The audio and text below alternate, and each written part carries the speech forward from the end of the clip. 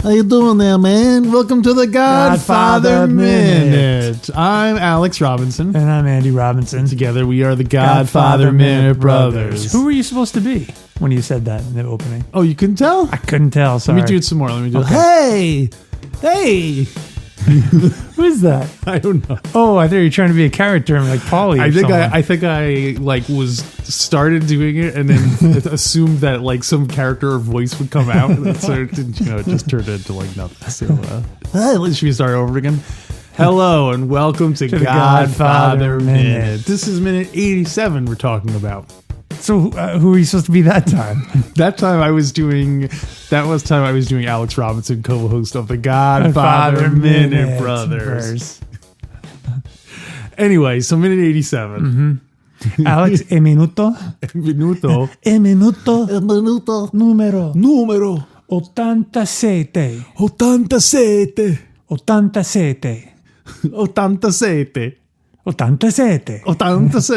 87. 87. 87.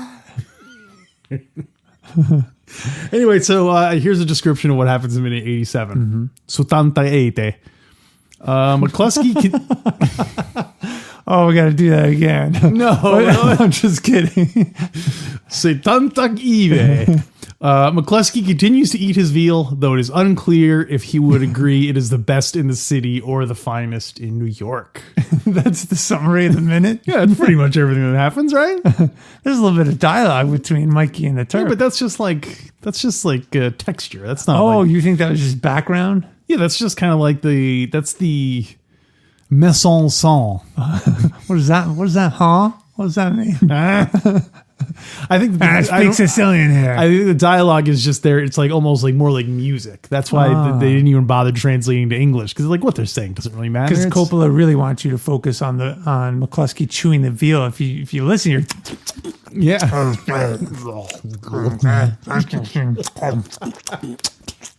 wouldn't it be funny if all throughout the meal McCluskey kept interrupting with like small talk and stuff while they're talking to each other? It's just like, hey, you guys see that? You saw the ball game last night? How the Giants do? I'm gonna keep speaking to Mikey in Sicilian, okay? Oh yeah, go ahead. Sure. I'm gonna focus on my veal and spaghetti. Michael, Miguel, tu padre. You know, I got good spaghetti. Downtown, the old Luna. Huh? Thank you, Captain McCluskey. I'll be sure to check that out. Oh, yeah, okay. Is it okay if I talk to Mikey in Italian? Sure, go ahead. Miguel, io voglio tu padre, il rispetto. I've frisked 1,000 young punks in my time. Thousands of them. Mikey, I missed my chance to kill this captain. Should have killed the captain instead of your pop. I thought I got rid of you punks. If you don't shut up, Captain McCluskey, you'll be the hunted one. I do the worst Sollozzo. He's tough to do. He is hard to do. He might not even be in the car, Sonny. That's my Tom Hagen. Oh, I thought that was Sollozzo. Oh, no. I can't do a good Sollozzo. Try to do Tom Hagen. Try to do the Turk, but in Tom Hagen's voice. I'm not that clever, Sonny. Yo, he's at the connect Sonny to it. We should hear what he has. I'm the hunted one. I'm not that clever. I am the hunted one. Sonny. I guess Sonny's really what lets you know that it's Tom Hagen. Yeah, because they're always the ones sort of arguing. Because it narrows it down, because you're like, well, it's not Clemenza, because he wouldn't, it's not. The other 5 families wouldn't stand for ordering veal at this restaurant. It's business, not personal. Personal. That's a good one. That's a even McCluskey knew that when he ordered the veal, Sonny. It sounds like he's talking in like a windstorm. Get in the house, Sonny. It's a twister. We should hear what he has to say, Sonny.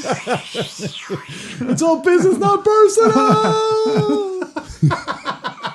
He gets blown away. Well, then the kites will have to suffer, Tom. The kites. Yeah, no more Sollozzo. No more Sollozzo kites. No more Sollozzo sails. Say, here's something. There's a bit of a boner in this scene. What? Boner? We got to. Do we have a film flub or a what's it called? A blooper? I actually created an overdub alert. And I completely forgot I had it, and I just found it on my computer. Not that that's so you're now, use but that? remind me next time there's an overdub. Put it in here now. At least we have some kind of musical fanfare. Okay. No, I'll save it for the overdub. So you don't have a boner / blooper / continuity error of sound? Like a little jingle. Like I'll throw something in there. You ready? Here it is. Go ahead. I thought Paulie was a good kid. What'd you think? Your voice is weak. So It should anyway, be something from The Godfather, like a line of dialogue that indicates it was a mistake. Is there any dialogue in the movie that let's see. like someone who made a mistake? You guys already got me into enough trouble. That's good.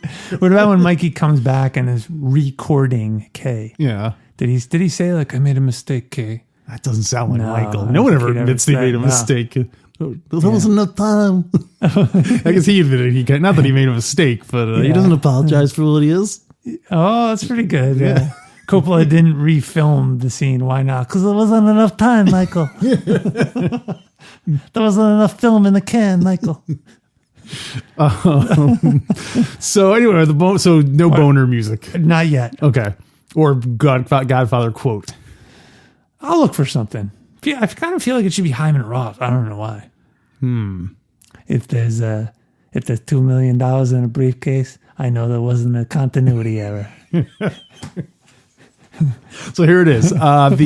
You'll see there where at one point there's a kind of wide shot of the whole restaurant, and you see a guy walking around. Yeah. And he has a pipe in his mouth. And first of all, that's the actual owner of the restaurant.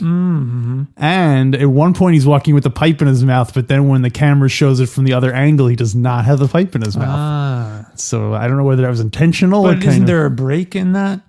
Isn't there footage in between? No, you see the guy walking, and then it cuts to the other direction. You can watch it if you want to see it there. So yeah, anyway. Oh, interesting. Yeah, check it out. Yeah. So that totally a huge plot hole. What do you think happened to the pipe?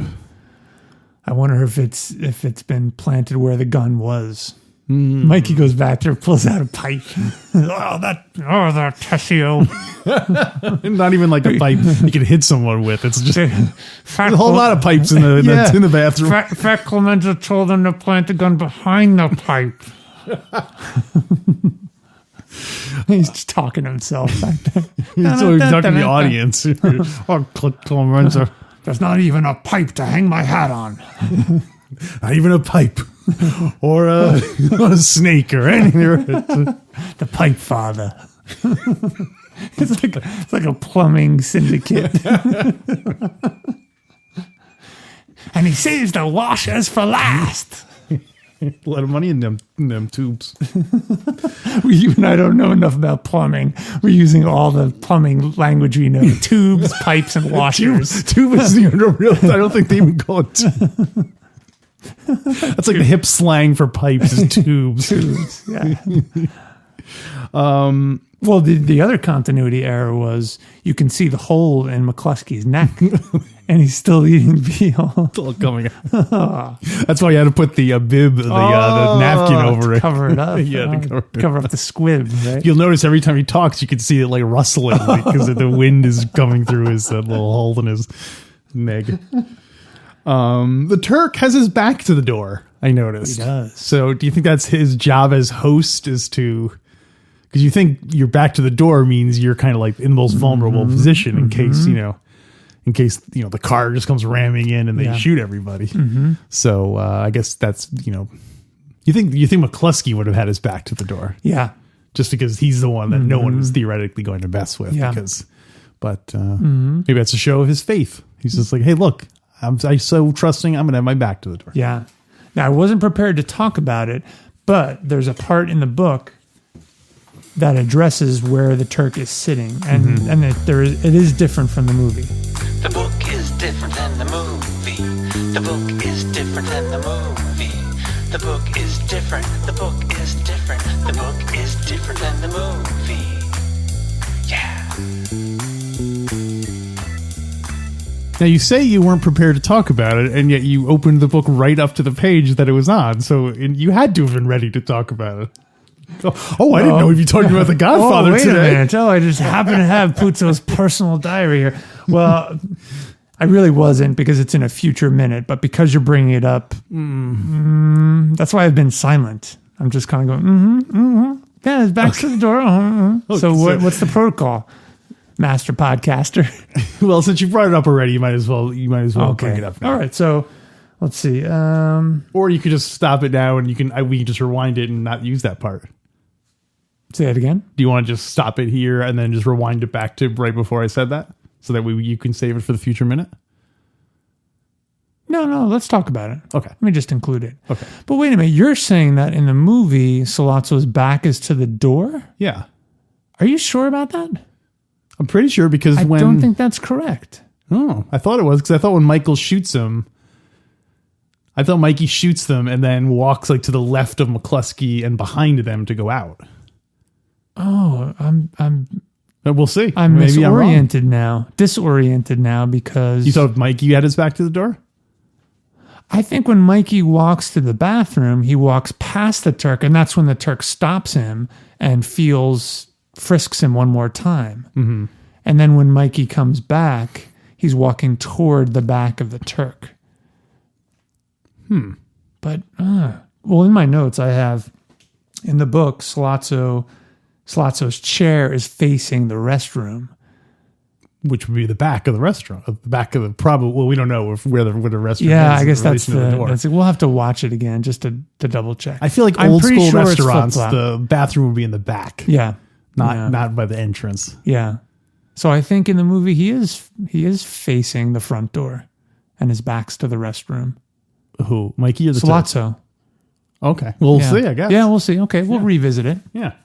I do have some other things from the book. Sure, let's hear it. Should I lay into it now? Yeah. When are we going to be here again? Okay, page 48. Puzo writes. So this is Sollozzo still talking to Mikey. Mm-hmm. There's just a lot of dialogue with Sollozzo. You ready? Mm-hmm. Are you ready? Puzo writes, so I propose a peace, a truce. Let us cease all hostilities until your father is well again and can take part in these bargainings. That the Talia family agrees upon my persuasions and my indemnities to forego justice for their son Bruno. We will have peace. Meanwhile, I have to make a living and will do a little trading in my business. I do not ask your cooperation, but I ask you, the Corleone family, not to interfere. These are my proposals. I assume you have the authority to agree to make a deal. Michael said in Sicilian, tell me more about how you propose to start your business, exactly what part my family has to play in it, and what profit we can take from the business. You want the whole proposition in detail then? Sollozzo asked. Michael said gravely, most important of all, I must have some sure guarantees that no more attempts will be made on my father's life. Sollozzo raised his hand expressively. What guarantees can I give you? I am the hunted one. I've missed my chance. You think too highly of me, my friend. I am not that clever. No, the dialogue pretty much. Yeah, pretty much matches. They cut the part about him wanting to hear the whole deal. Yeah, Michael asking about. The reason I wanted to read it because it's interesting how in the book Michael is asking about the business operations, and so it makes me wonder: is this the early phase of Michael getting into the strategy of running a mafia crime family? Is he truly interested? Does he want to know, or is he stalling? Why is he asking questions about the business? Is he possibly going to take Sollozzo up and maybe go back home and say, oh, you know what?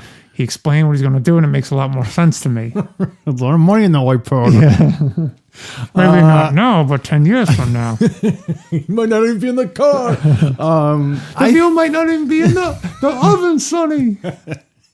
The powder might not even be white, Sonny.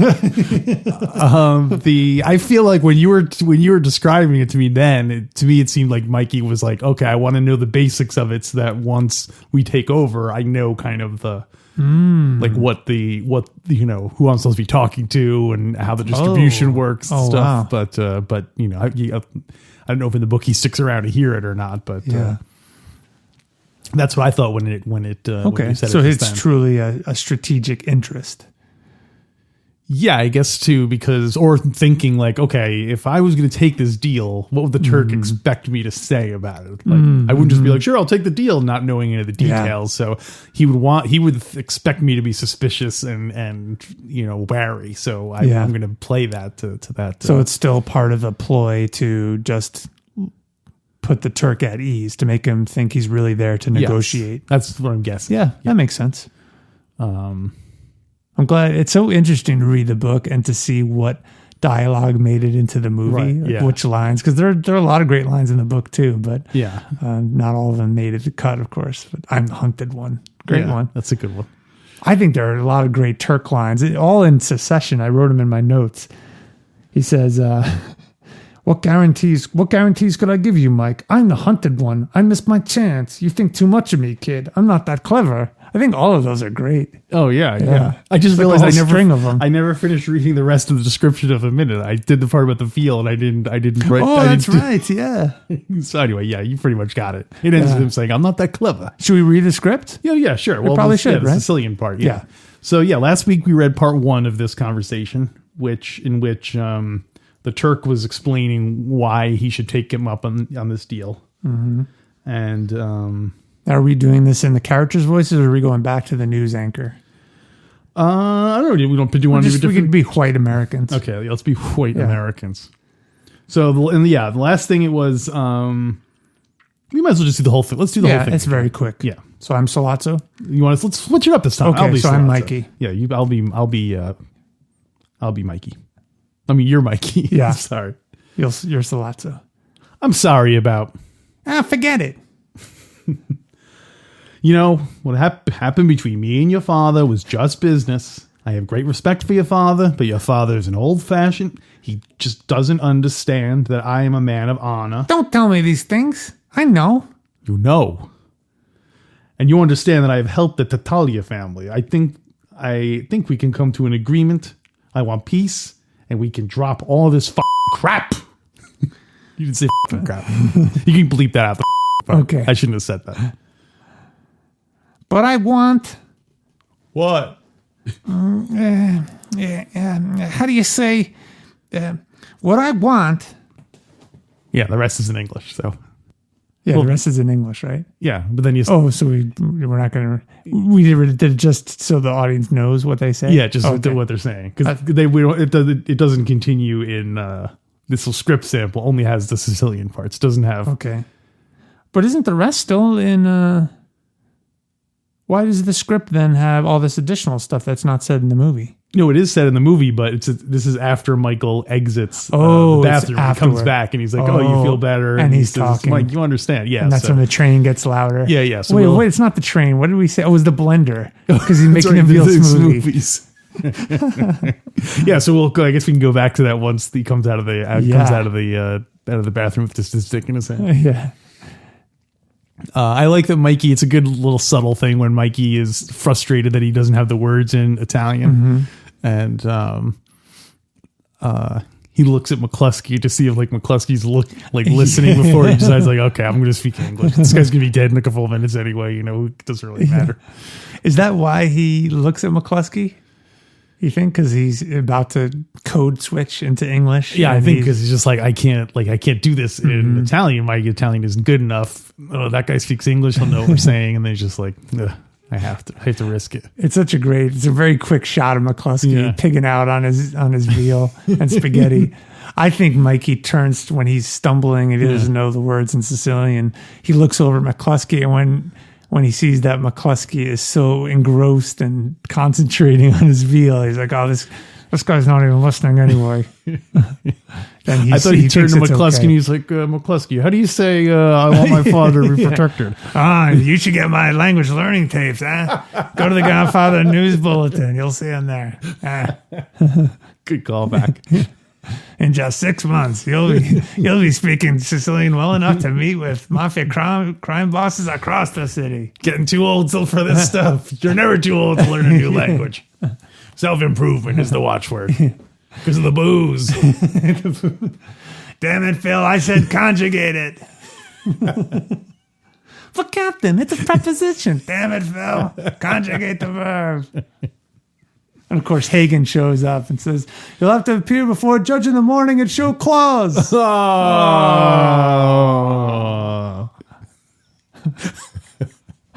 So the other thing I was going to point out is that I assume everyone in the Corleone family speaks Italian or Sicilian. Frankie Five Angel's brother does not.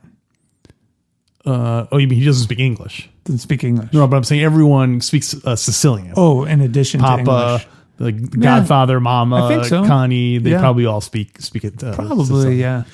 It reminded me of what our friend and our Sicilian correspondent Tony Consiglio said, because he grew up, he only spoke Sicilian until he was 5, even though he lived in America.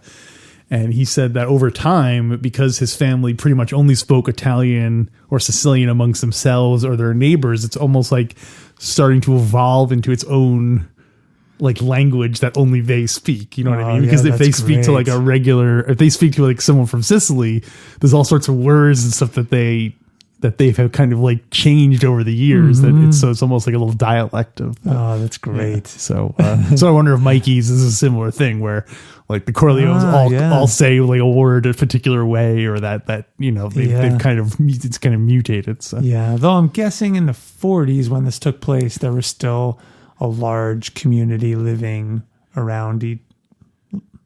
near each other, and so it was still a larger population of that's probably of Sicilian true. Americans speaking. That's probably and people true. were still coming to the country. I guess in the 40s there's still immigration from Sicily.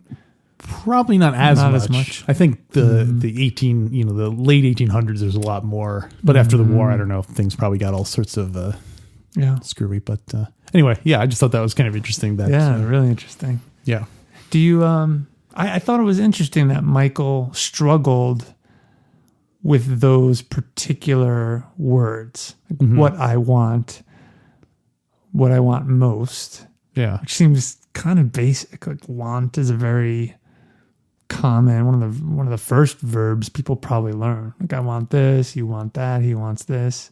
But then it becomes more complex. Definitely says no more attempts on my father's Yeah, maybe life. that's the part that he didn't know how to kind of approach that part of it. He's like, is it a feminine word? Is it a masculine? And McCluskey, conjugated, Phil. So you speak Spanish. Yes. How much of it did you understand without speaking Italian? Did you could you pass? Could you negotiate more than Mikey? Oh no, I definitely couldn't. I ended up making a deal that I'd probably end up saying something like Bruno was a jerk, and I'd be insulting everybody.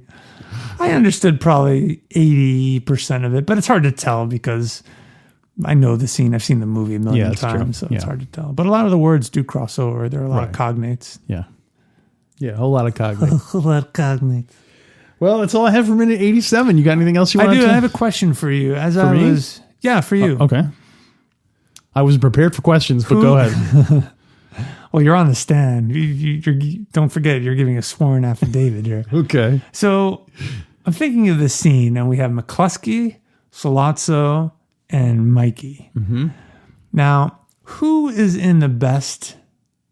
believes that they are in the best position? Best position strategically or ethically or what sense? Strategically. Like has the best options and the safest route moving forward, most opportunities, more prosperity. Probably McCluskey. McCluskey probably is like, well, I've done this, I've escorted 1,000 young punks to dinners of all sorts of nationalities. But he's also a bit old, and he's recognized that he's getting grouchy and too old for this job. So he's... Yeah, but I'm sure he thinks, oh, I'm going to retire and go fishing just like Sterling Hayden. Finally got my goddamn boat. Damn it, Phil, I said cut the bait. Lift anchor. God damn it, Phil, I said pull it up. But Captain, it's too shallow. Damn it, I said say 10 Hail Marys. It's combining all the boats. So I think you think? I don't know. Maybe Captain it's the McCluskey? Turk, because the Turk probably does not suspect that Mikey is going to become violent. But does he believe he really is the hunted one? He has to. There are 100 button men on the street. He knows he can't show a hair on his ass, as Sonny says. I think that's kind of a he's exaggerating for sympathy's sake. He's trying to. It's like the equivalent of like when old pool sharks would be like, oh, I'm really sick today. I shouldn't be playing pool. He's like, I'm the weak one. He just, in the book, like he says, he's aligned with all the other New York families are like, so he's not as weak as he's pretending to be. He's like, what am I going to do? Yeah, that's a good point. So maybe, but I think he's got that police captain as his personal bodyguard. No one's ever shot down a police captain, just so maybe he does happen. He just feels invulnerable, maybe. Yeah, I think. But what about Mikey? I think Mikey is the most nervous. Yeah, he's doing something that he, doesn't know. If he doesn't know if the gun's going to be there. He might have to improvise, use a pipe or something. He comes out with the pipe. Oh, he's all wet, of course, because he had to take off the pipe. He just starts swinging it. He's got like wet toilet paper all stuck to him and everything. You're like, what happened? What happened back there, kid? He's got a pipe and Sollozzo's got a knife. It's an old school West Side Story fight. The Turk has a rope. Well, then he has the knife and then the Turk, and then I was trying to think like Clue, where he's like, oh, he came out of the bath. Yeah. He was in the bathroom with the pipe. Yeah. McCluskey's got a piece of veal. He's using it as a weapon. Because it totally distracts your opponent with the veal. So you think Mikey's the most vulnerable, and maybe Sollozzo believes he has the best prospects in terms of what they personally believe. Yeah. Now, question 2 is, if you had not seen the movie before, who would you think is in the best position, or just from a third party observer? Even if I was like one of the people in the restaurant watching. If you had been privy to all the conversations that the three had all in private, who would you think? But you didn't know the outcome. Who do you think would? Do I know like what their relationships are? And stuff? Yeah. Okay. You have read a transcript of all these people's conversations in private, and so you know their state of mind. You know their. So then I know Mikey's is going to kill them. He's going to try to. Right. And he's never done it before. He's a college boy. He's never gotten all close up and get boom. Well, it's just like shooting a guy from a mile away, isn't it? How hard could it be? This man is Alex. You're taking this very personally. I think if they knew McCluskey was a cop, I still think McCluskey would be deemed the safest. Yeah, just because no one's ever gunned down a New York City police captain armed before. He's armed. Yeah. Is he armed? He's got to be armed. You don't go to a meeting with the Turk and Mikey unarmed like that. Yeah, it's true. Fredo has not been in this movie for months now. We got to get Fredo. He's still losing his mind. Still in shock. That's the only thing he says when anyone goes to talk to him. Oh, it's time for your medicine, Fredo. Papa! Oh, Papa wants you to take your medicine. He just said so. Papa? She just cuts to him standing over the Don's bed, just going, Papa! Every like 3 or 4 minutes. That's what got him out of the coma. Don Crow was like, I can't take it anymore. Someone shut this kid up. Papa, what am I going to do? Yeah, that's where the Don wakes up. You're going to act like a man. Go pick Tom up at the airport. I don't know why he's talking about, go pick Tom up at the airport, huh? So what do you rate this one? Coming up with using the complex series of calculations we came up with in last week's bonus content. There's a lot of good. There's some good. I'm not that clever. Yeah, I got that one. I am the hunted one. Got McCluskey in it. Got McCluskey. Eating veal. Yeah. All right. I'm good. Okay, ready? I'm ready. 1, 2, 3, 4. Oh, how do you hate McCluskey so much? I know. And the Turk being the hunted one? Yeah. We have to. Yeah. One of the things I learned in this game Yeah. is everyone has to have their own ratings. You cannot rate for them. Yeah. So, and don't get me wrong, it's a great minute. it's a good minute. It's a good minute. It's okay. It's all right. Yeah. It's not as good as the veal. No, it's not the finest in the land. It's not the finest minute in the podcast. Well, all right. I guess you and I should get ready to record our bonus content. Did we come up with what we're going to talk about this week? Well, we still have Godfather, Mad Libs. Why don't we do the Mad Libs today? Yeah, we'll do a couple Mad Libs. Okay, Mad Libs. All right. Until then, go check us out on on Facebook, Fredo Corleone's Mickey Mouse Nightclub, where you do the stepping over. Go ahead, put up some funny pictures, memes. We love memes. We love memes. The more Hyman Roth memes, the better. We got to make those trend. Mo meme green. All right. Oh, I'm totally going to make that one. It's going to show him. It's going to be the still shot of him yelling at Mikey. Yeah. Maybe with his finger pointing at Mikey, and he says, I'm Mo Green. Perfect. And that's it, right? Yeah. Because that's it. there doesn't have to be any more dialogue. That's the whole point. Yeah. Or should it just be I'm Mo Meme? I'm Mo Meme would be funnier. That would be funnier, actually. Yeah. Yeah. I like I'm Mo Meme. I'm Mo Meme better. That's hard to say. Exactly. Alex, I think we just named our episode. Until then, try the veal. It's the finest in New York.